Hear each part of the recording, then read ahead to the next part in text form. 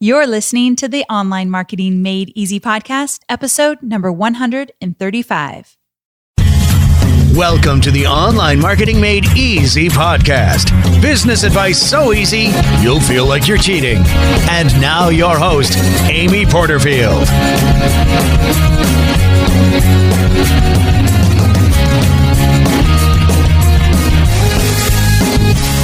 Welcome back to another episode of the Online Marketing Made Easy podcast. I'm your host, Amy Porterfield, and this is an extra special episode because it's time to bring my go-to Facebook ads guy back and dear friend, Rick Mulready. How you doing, Rick? I love when you say it's an extra special episode because that pumps me all up. You always get the extra special for sure.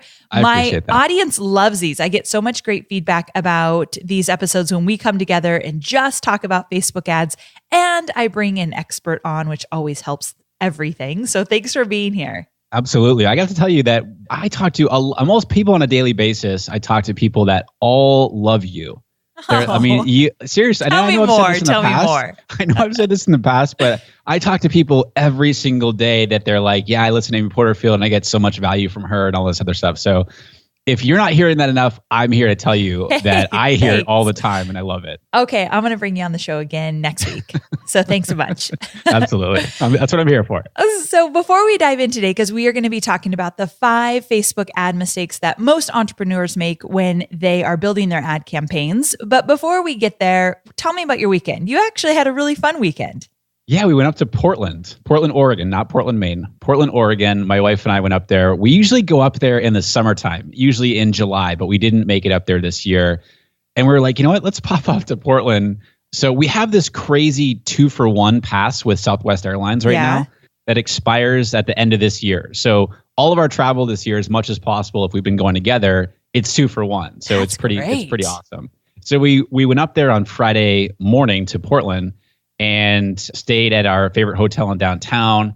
Just had a blast. We went up there with no plans whatsoever, except they have the most amazing farmers market in downtown Portland. Yeah. And I got to tell you, they have there's this one stand there that always has these, so I'm gluten-free.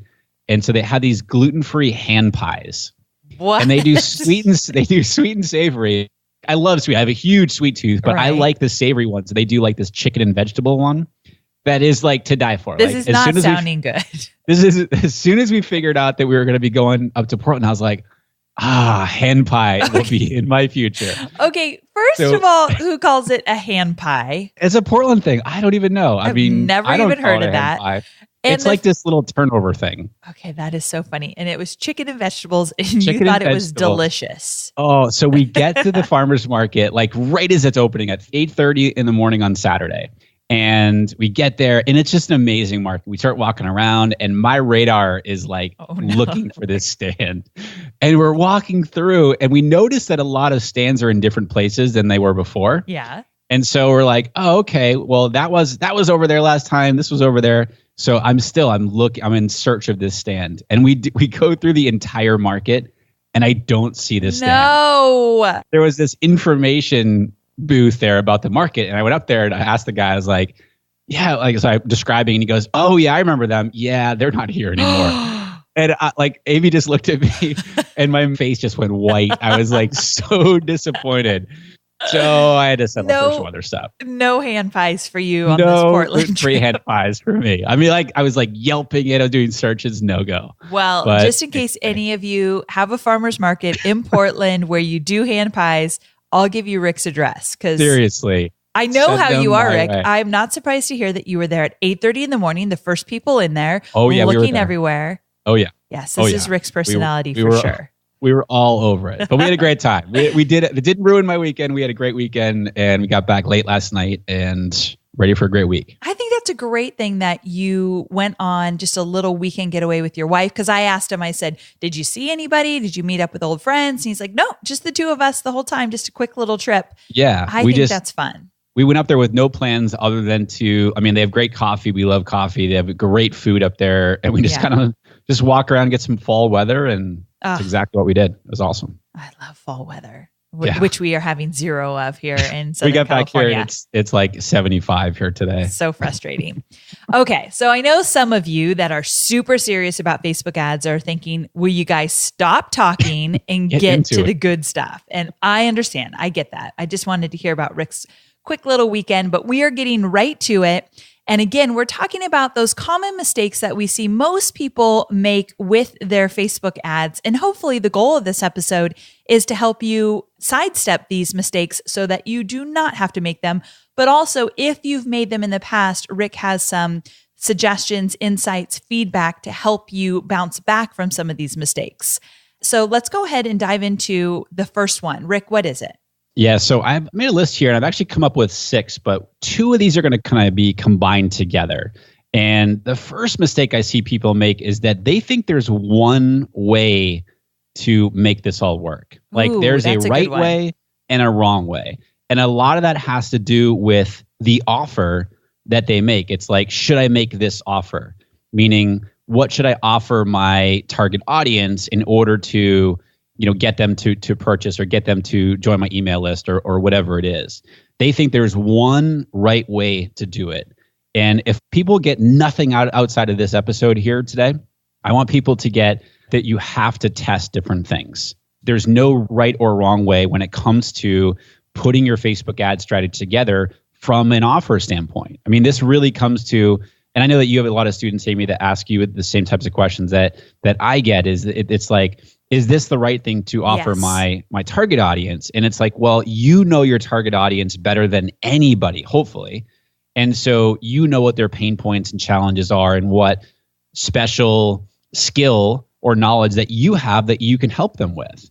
And so it's using that knowledge and using the knowledge about your target audience to figure out what kind of offer makes sense for your specific target audience.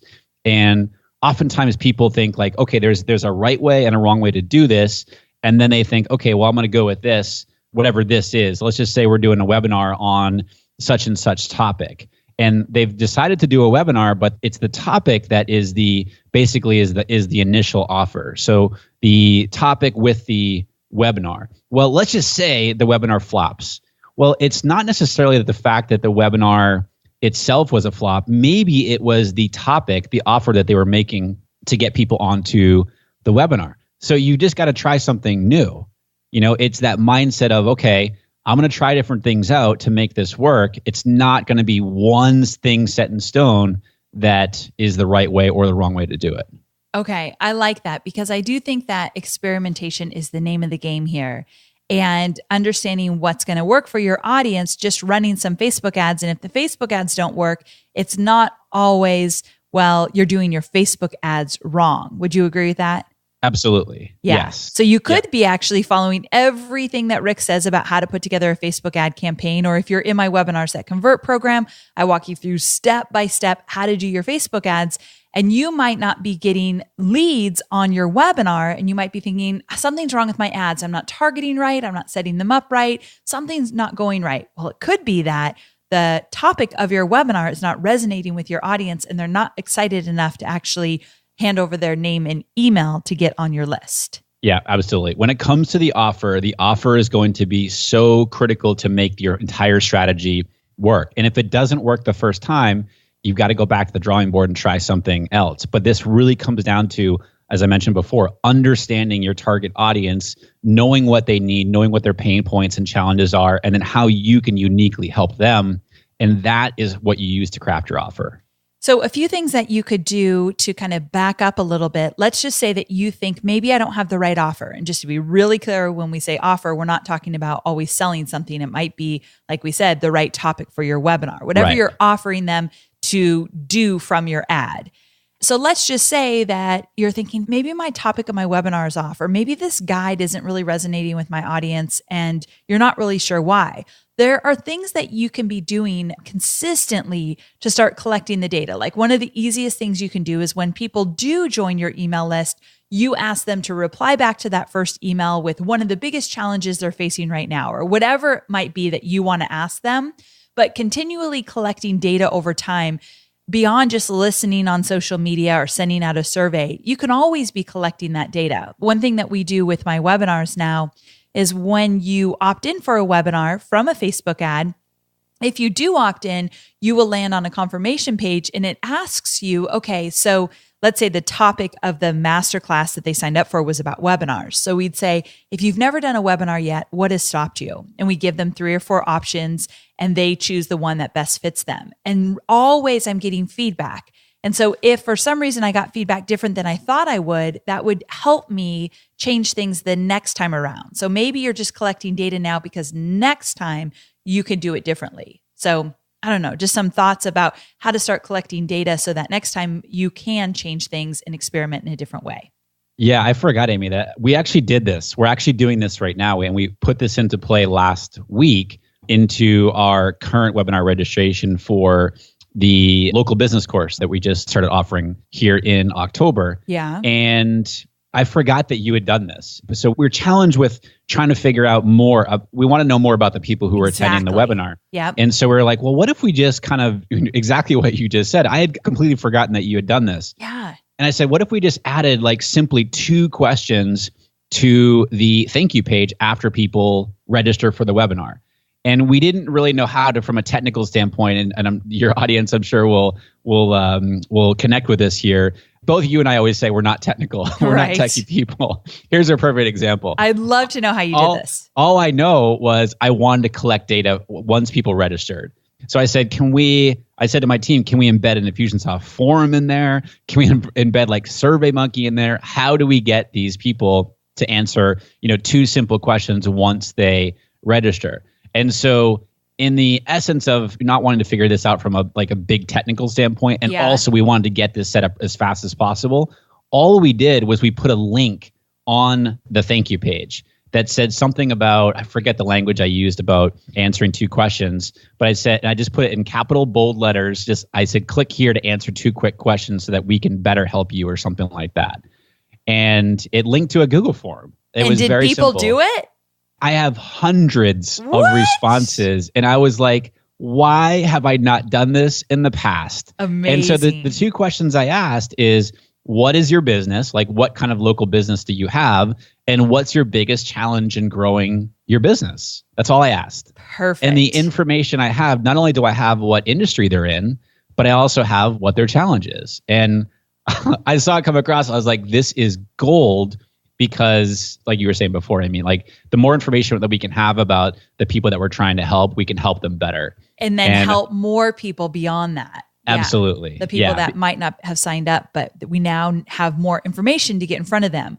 Okay. Yeah, because you also start to see patterns, what people are struggling with. And especially too, as far as like the niches go, you can see some patterns with niches. Like, I don't know, realtors are having challenges with such and such. And you got to see patterns and how you can help other people. Well, that's exactly what I was going to say. 2 things about what you said. Number 1, I love that you kept the technology really simple. I never would have suggested you do it that way, and you had success with it. So that's awesome. We did a whole custom thing, which cost money and time. And so I would not suggest that to my students just starting out. So I love that you went the easier route.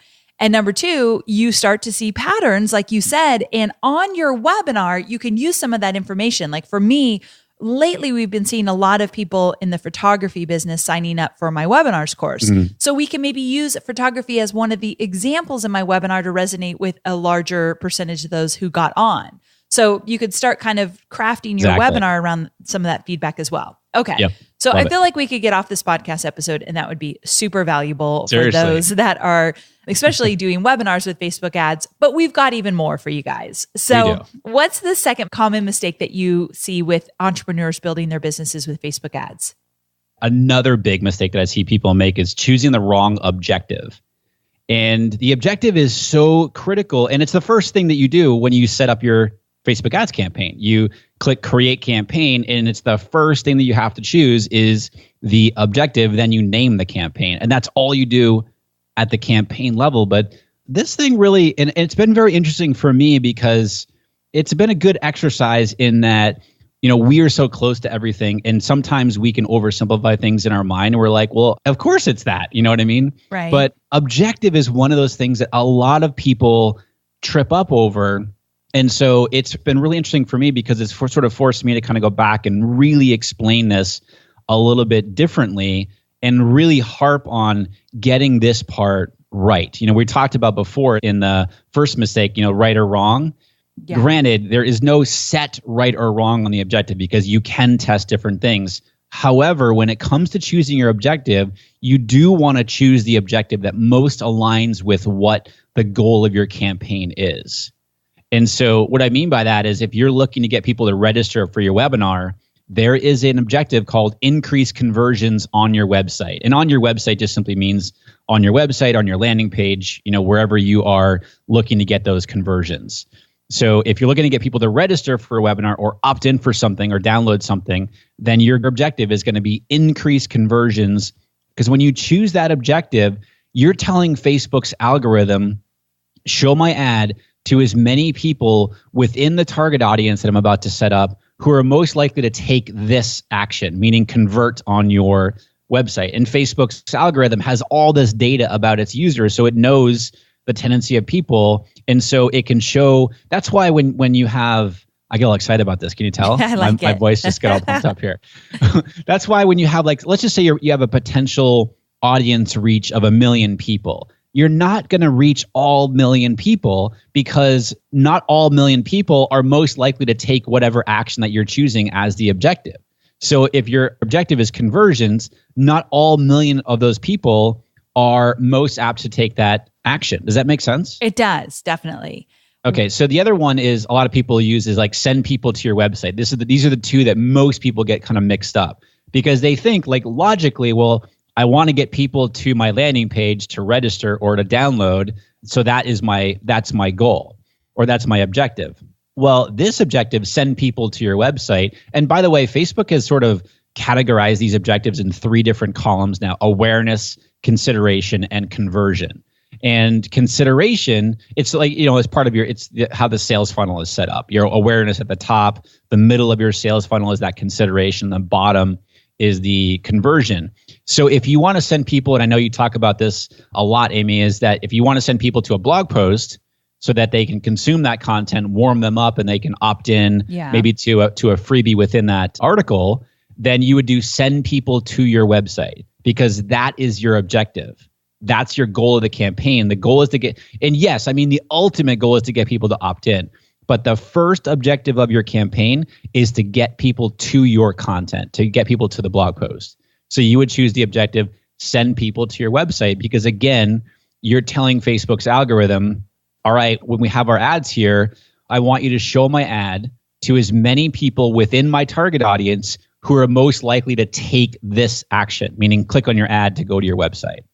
That part was really insightful to me when I sat down with you and we went over this just recently because I was thinking, okay, so if I send people to a blog post that has an opt-in, then maybe the objective should be to get that opt-in. And you're saying, no, initially you just want as many eyeballs on that blog post as possible because you can retarget that traffic, and that's what's extremely valuable. Yeah, because when you retarget those people, then your objective is increased conversions on your website. So that is a different campaign. Yes. Because at that point, your goal is to get people to register or opt in. So at that point, your objective is going to be increased conversions. Now, the other thing that people get mixed up on this is that I'm running a video. Yes. Shouldn't my objective be video views? Well, my recommendation here is even though you're running a video, if the goal of your video ad is to get people to register or to opt in for something, then use the increased conversions on your website objective. If your goal is to simply just get as many, more of an awareness play or branding play, as we used to call it, to get just as many eyeballs on the video as possible, then you don't really care what action that they take. Get video views is the objective that you want to choose for that. But most of the people that listen to the podcast here are going to be wanting people to take an action. And so whether it's sending people to your website or getting increased conversions on your website, even if you're going to be using a video, still choose the objective that aligns with the goal of your campaign. Yes. Okay, good. That was a good one. I think that was offering some clarity around that is really important. Okay, moving on to mistake number 3. Yeah, the next mistake is not testing enough. And I know that you had a question. You had a question in your Facebook group about this recently. Do you want to read that question? I will. Okay. So I think it's Katerina. Do you think that's how you say it? Yes. Okay, good. Yeah, I think so. Katerina says, a friend of mine says it's better to test the same ad over and over again without creating a new one because you don't want to lose the social signals like the likes and the shares on that ad. Is this true? When I test an ad, I always create a new campaign for each target audience and then test ad image and ad copy, etc. for each of these ads separately. So each ad starts without any social signal. Yeah. So this is such a great question. And a lot of people have this question here. And so I agree with what Katerina is saying as far as how she normally approaches it. She says, when I test an ad, I always create a new campaign for each target audience. Now, she doesn't need to necessarily create a whole new campaign each time. You can create, different ad sets with different targeting audiences and that have different ads in each of those ad sets for the target audiences. You don't necessarily have to create new campaigns. But the point of what she's saying here is I test different things here against different audiences. And I do recommend that you say that. And the first line of her question here, she says, a friend of mine said it's better to test the same ad over and over. This goes back to our first point, is that there's this mindset out there of people saying, do this. This is what works. Right. It's better to do this. And this is a perfect example of that. And so there is no, this works. This is going to work. And so the thing that I see people do is that they don't test enough or they're testing too much. And I see this a lot too. And I know that you and I have talked about this as well, is that people start testing so many different things all at the same time. Yes. That they don't even know, like you get lost in it all. And you're like, I have no idea what's even going on. And so what I like to do is I know that Facebook, the algorithm is set up to have you put multiple ads within an ad set. And so let's just say I'm targeting, fans of you, Amy. So we're targeting Amy Porterfield, and I want to test 3 different ads against your audience in Facebook. Well, Facebook, the way that it's set up is that you would put all 3 of those ads within the same ad set. The problem with that, and we've tested this so many different ways to see what works and what doesn't. The problem with it is that Facebook, quote unquote, declares a winning ad way too soon for my liking. What I mean by that is, let's just say we start an ad at, 5 o'clock in the morning, and we're running 3 ads all within the same ad set targeted to your audience, Amy. Well, by like 10 o'clock in the morning, Facebook has already pretty much declared a winning ad of those 3. And so what happens is it puts all the delivery emphasis on that one ad and then pretty much nothing against the other 2. When in reality, what we've seen is it doesn't give it enough time to truly figure out which ad is performing the best. Like a little bit of success with one of the ads, it automatically runs with that one. And then it doesn't give any love to the other 2. And so what I'd rather see people do is maybe start with 2 ads. You have your ad set that's targeting Amy Porterfield with one version of an ad, and then the same exact ad set targeting Amy Porterfield, and then a different version of an ad. And so you just run those 2. That way they're running equally against the same audience. Then you run that for 3, 4, 5 days, see which of those ads is going to be performing better, then get a more true winner, quote unquote, of the ad. And then you can rotate in that other ad that you had to stop the one that was not performing well, rotate the new ad in to try to beat the one that was performing the best. Does that make sense? It does. Okay.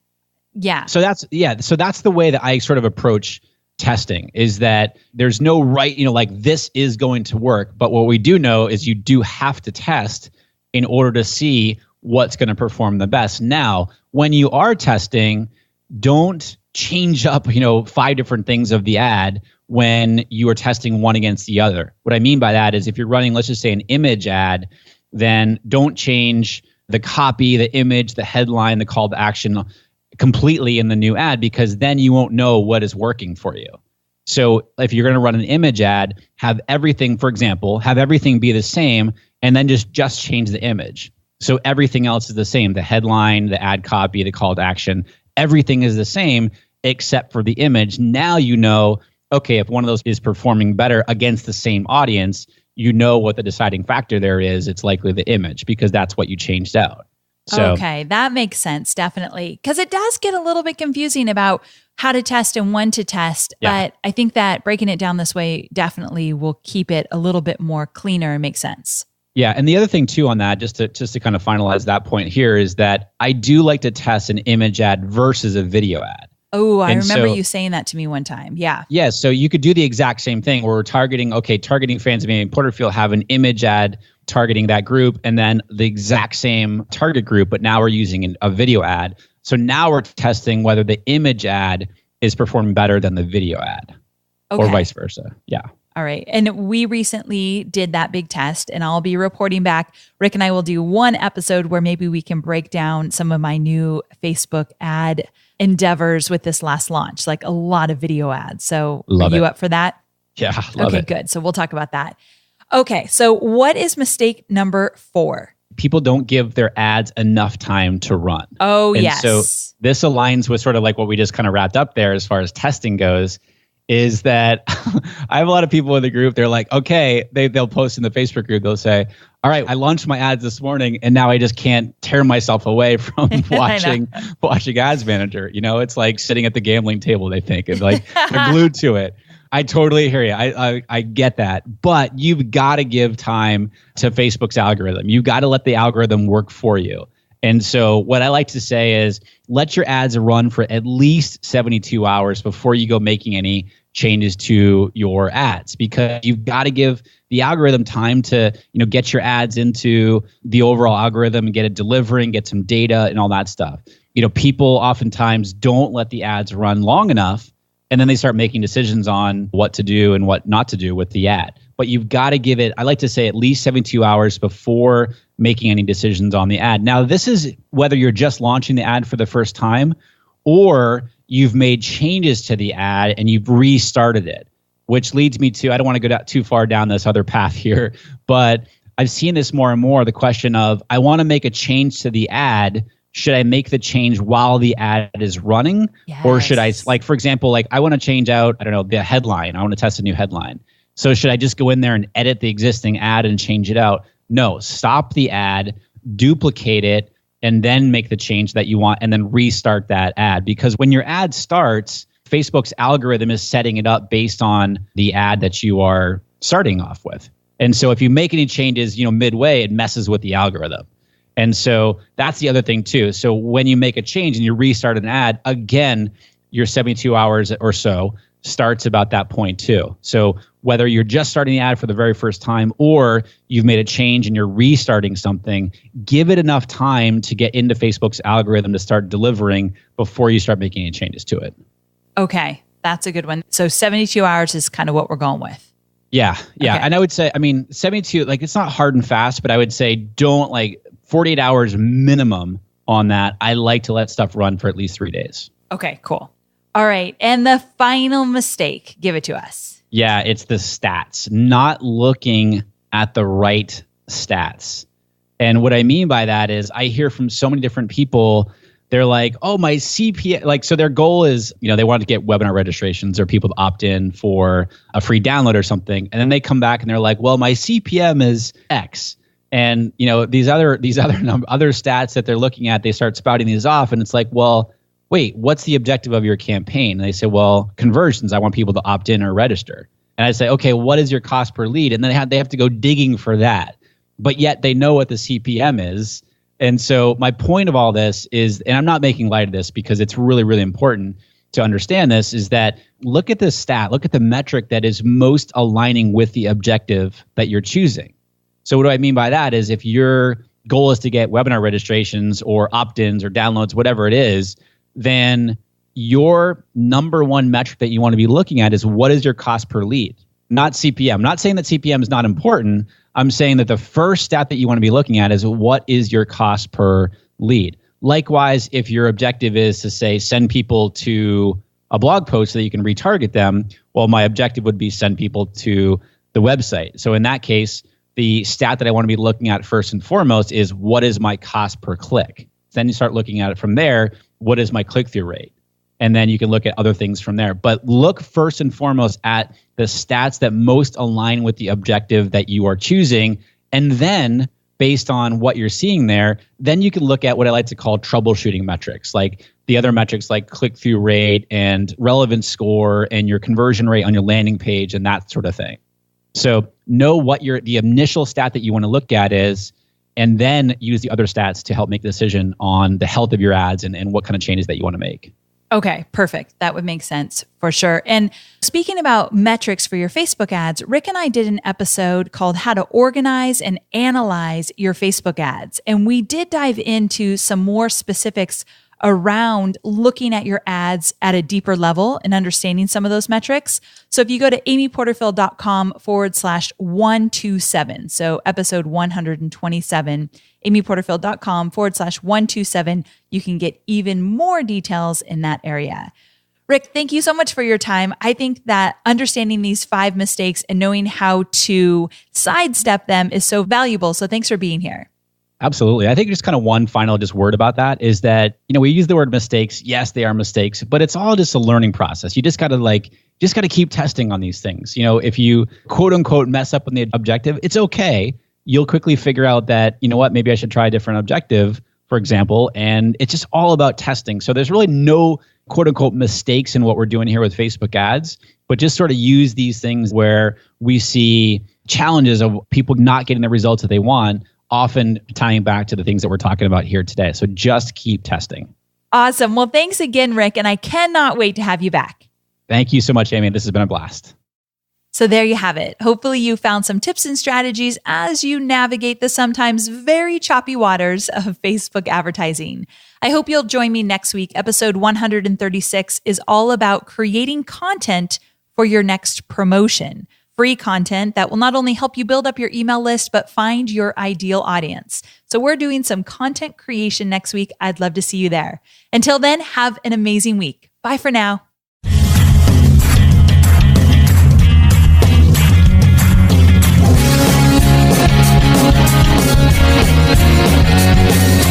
Thanks for listening to the Online Marketing Made Easy podcast at www.amyporterfield.com.